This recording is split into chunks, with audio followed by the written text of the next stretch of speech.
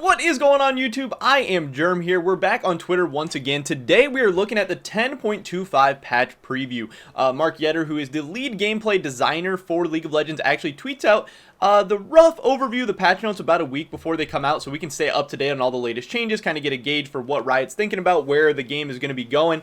And I don't know how you guys feel about this kind of content, but I've been making these videos for the past year pretty much every time the patch has come out, every time a new patch has come out. And I think they're really good. One, if you're a solo queue player, this stuff's obviously super relevant to you, staying up to date on the latest information so you can know what to do and what's going on as soon as a patch comes out so you can gain as much LP as possible. That's great. But also if you like professional League of Legends, if you like the LCS, if you like LEC, whatever, knowing what's going on with the latest champions, how the meta is, all that stuff, I think is super important. And I think it's just good for me and for all you guys to kind of know what's going on with the latest patch and stuff. So, in this, he doesn't always give all the exact changes. He might be tweeting out later today even what the exact changes are going to be, but this is the rough kind of like just the outline of what the next patch 10.25 is going to look like. And it's going to be a big one because it's preseason. There's a ton of moving parts, but some pretty exciting stuff. So let's get right into this. First up, talking about the item nerfs. We have a lot of these coming in. We have Sunfire Aegis. Thank God this has been one of the most broken items all of preseason, obviously.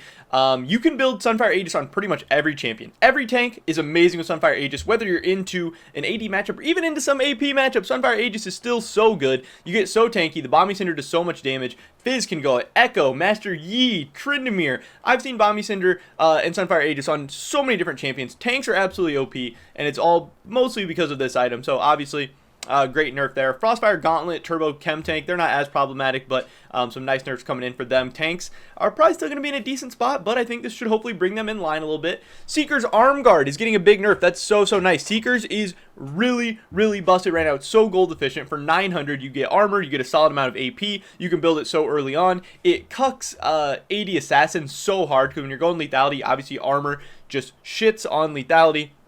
So being able to get a cheap armor item early is so nice against those AD Assassins. It puts mages in such a good spot. So I'm interested to see what the Seeker's nerf is going to be. I'm assuming they're going to up the price a little bit, maybe take away a little AP from it. I don't really know. That'll be interesting to see. The Collector, another busted item on a ton of champions right now. That'll be nice. Lethality on ranged champs. And then muramana on mages. I'm a little disappointed to see the muramana on mages get nerfed. I don't think it's OP. I just think it's really good, and I think it's a pretty fun and interesting build. But obviously, it's what is happening with muramana on mages was not intended, so that is going to be a nerf.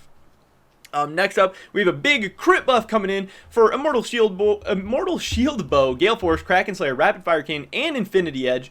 So that'll be nice. Obviously, we've seen a lot of AD carries and stuff really struggling. We've seen Tryndamere struggling pretty bad, but Tryndamere just got some pretty big buffs. So be watching out for Tryndamere to be OP in patch 10.25. AD carries should hopefully get a nice little boost. Also, Master Yi is going to be loving this. We'll see how all that goes. Vandal Glass Mirror getting a cost reduction of 100.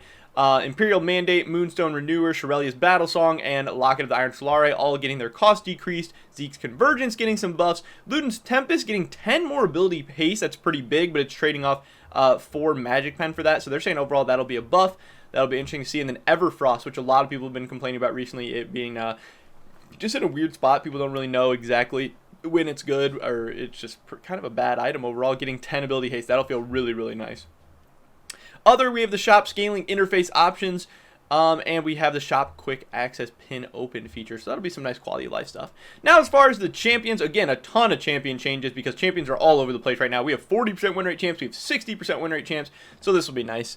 We're getting some Kale nerfs. That, again, needs to happen. She's been pretty busted in both top, but especially mid lane. Kayn getting some nerfs, thank God. Again, I don't really think anyone enjoys playing against Kayn, especially right now when he's pretty busted. Fizz mid with some nerfs coming in. The Seeker nerfs will actually hit Fizz a little bit too, so he's kind of getting double nerfed here. I'm sure that'll bring him in line because he's like a 54% win rate right now. Morgana mid, that is so annoying to play against. Morgana just presses W, kills the whole wave. She's impossible to trade with her shield. She has ult. She's so annoying. Thank you for that. Annie getting some nerfs, that'll be nice as well. Galio Samira, that's one that so many people are going to be excited about. Samira is crazy right now. And then Jhin, who is the most picked champion in the entire game, one of the most and only viable AD carries. But again, with crit AD carries getting a buff, that'll probably make Jhin a little bit worse. Obviously, he's getting nerfed down as well. Kind of shaking up the whole bot lane meta a little bit, which I think a lot of people will be excited about. As far as the buffs, we have a Nivea buffs coming in. Pantheon top. They're trying to push him out of the support role and into the top lane once again. I think I really am excited for that. I think Pantheon should be a top laner. I do agree with them, so I like that they're balancing around that. Talon, again, 80 assassins have been in a rough spot. Talon getting some buffs. And Kiana later on as well. But again, with Seekers getting nerfs, that's kind of an indirect buff to these guys, so they're kind of getting buffed twice in this patch. Be watching out for them. We got Warwick, Wukong jungle, Rengar jungle, Lulu, Talia has been in a terrible spot for a while now. She really needs some buffs. Twitch, now they got rid of his, they kind of brought his AP stuff in line. They can actually give Twitch some 80 carry buffs, which will be nice. Mordekaiser, again, Kiana, Karthus, Nidalee, Lee Sin, Gragas, Ivern, Nasus, Seraphine mid. Obviously, she's been being played as a support and even as an 80 carry more often than mid. Riot keeps trying to make her a mid laner, but I think a lot of people still really see her as a support. So it'll be interesting to see what those mid lane buffs can do for her.